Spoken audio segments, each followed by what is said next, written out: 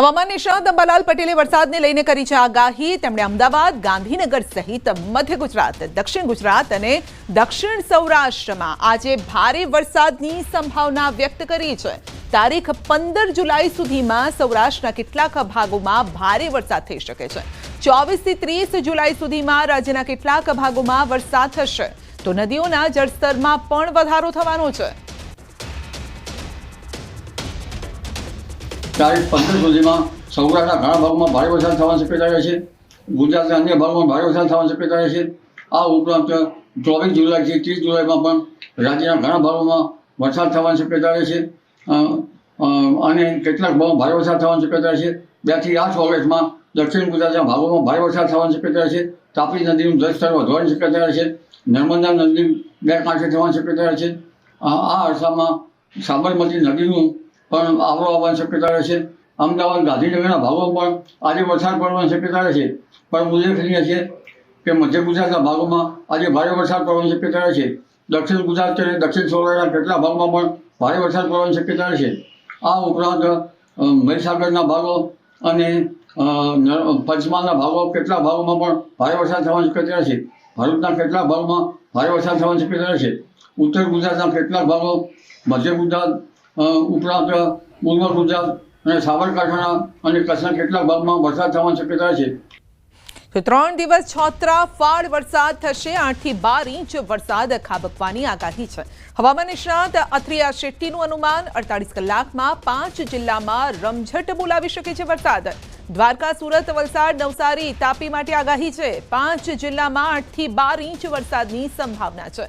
કચ્છ, ભરૂચ, વડોદરા, નર્મદામાં પણ ભારે વરસાદની સંભાવના। છોટાઉદેપુરમાં પડી શકે છે ભારે વરસાદ। જૂનાગઢ, પોરબંદર, ગીર સોમનાથમાં પણ પડી શકે છે ભારે વરસાદ। રાજકોટ, સુરેન્દ્રનગર, બોટાદમાં પણ ભારે વરસાદની આગાહી છે। જામનગર, મોરબી, ભાવનગરમાં પણ પડી શકે છે ભારે વરસાદ।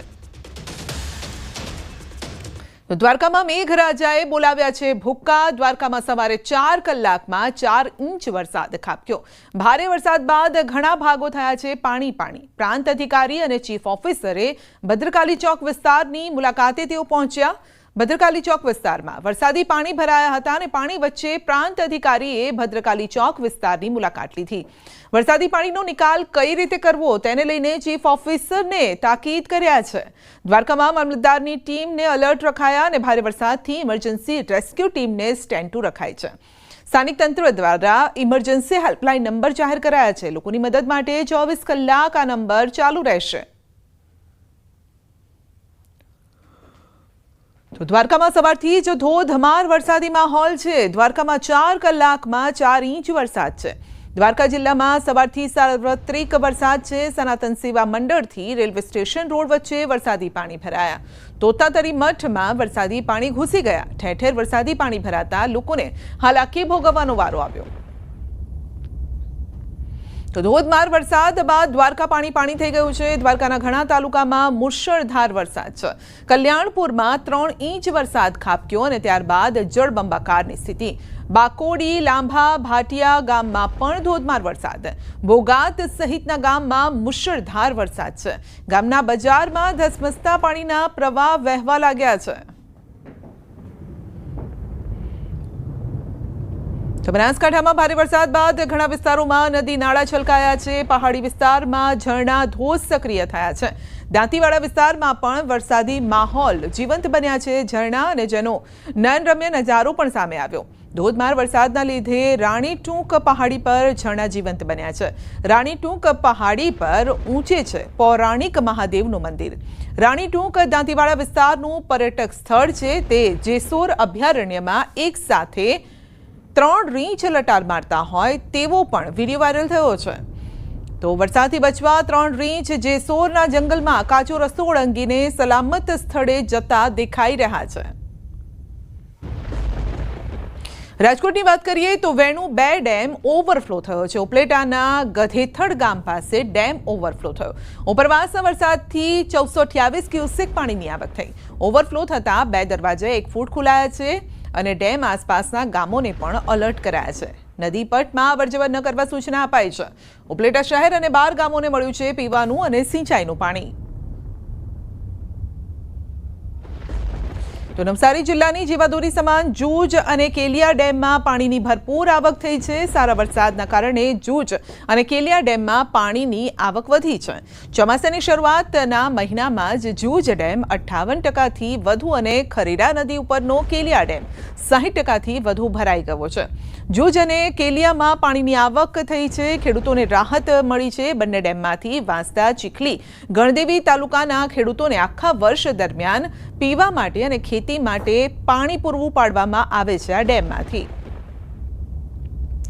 સુરેન્દ્રનગરના વઢવાણના વસ્તડી ગામે ભોગાવો નદીમાં પાણી આવતા ડાયવર્ઝન ધોવાયું છે. હાઈવે સાથે જોડતા મુખ્ય રસ્તા પરનો પુલ તૂટી જતા નદીમાં ડાયવર્ઝન બનાવ્યું હતું. સાયલા પંથકમાં ગઈકાલે ધોધમાર વરસાદથી નદીમાં પાણીની આવક વધી છે. ડાયવર્ઝન ધોવાઈ ગયું છે. ડાયવર્ઝન ધોવાઈ જતા વસ્તડી, ચૂડા સહિતના 10થી પણ વધુ ગામના લોકોને હાલાકી ભોગવવાનો વારો આવ્યો. હાઈવે સુધી જવા માટે અંદાજે 5 કિલોમીટરથી વધુ ફરીને જવાની નોબત આવી.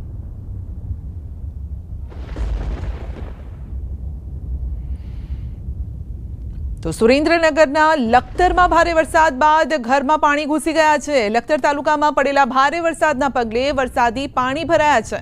હાલાકી ભોગવવાનો લોકોને વારો આવ્યો છે. લખતર શહેરના રહેણાંક વિસ્તારોમાં શેરીમાં વરસાદી પાણીનો નિકાલ ન થતાં રહીશોને મુશ્કેલી ભોગવવાનો વારો આવ્યો.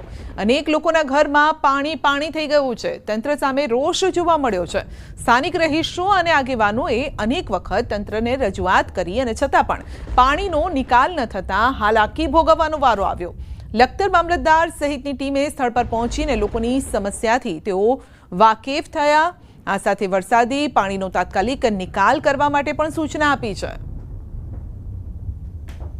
બધાના ઘરમાં પાણી કરી ગયું બરોબર, અને બધાના એમ કે માલ સામાન આ તે બધું પલળી ગયું.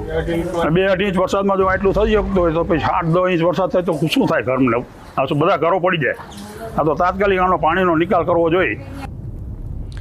તો અંગે વધુ અપડેટ મેળવીશું સંવાદદાતા અક્ષય જોશી પાસેથી. જી અક્ષય, સૌરાષ્ટ્રનું પાણિયારું ગણાય છે સુરેન્દ્રનગર, જે પાણી થઈ ગયું. જી ચોક્કસથી વાત કરવામાં આવે તો ગઈકાલે જે સુરેન્દ્રનગર જિલ્લામાં સાયલા, લખતર, વઢવાણ સહિતના જે વિસ્તારોમાં જે ધોધમાર વરસાદ વરસ્યો તેને લઈને ક્યાંક ને ક્યાંક રહીશોને પારાવાર મુશ્કેલીનો સામનો કરવાની નોબત આવી છે. તમામ જે મુખ્ય 3 તાલુકા છે જ્યાં 3 ઇંચથી વધુ વરસાદ વરસ્યો છે ત્યાં લોકોના ઘરોમાં તેમજ મંદિરોમાં પાણી ઘૂસી ગયા છે. વરસાદી પાણીના નિકાલની જે વ્યવસ્થા છે તે વ્યવસ્થાના નામે કોઈ પણ પ્રકારની કામગીરી તંત્ર દ્વારા કરવામાં આવી નથી રહી. તેને લઈને લોકોને હાલાકીનો સામનો કરવાની નોબત આવી છે. બીજી તરફ વાત કરવામાં આવે તો સતત જે વરસાદ વરસી રહ્યો છે તેને લઈને સુરેન્દ્રનગર જિલ્લામાં જે 3 લાખ હેક્ટર કરતા વધુ જમીનમાં વાવેતર કરવામાં આવ્યું છે તેને પણ ક્યાંક ને ક્યાંક નુકસાન થવાની આશંકા છે વ્યક્ત કરવામાં આવી રહી છે. જો હવે વધુ વરસાદ થશે તો ચોક્કસ જે વાવેતર છે તે નિષ્ફળ જાય તેવી પણ શક્યતાઓ છે. જી આપનો આભાર.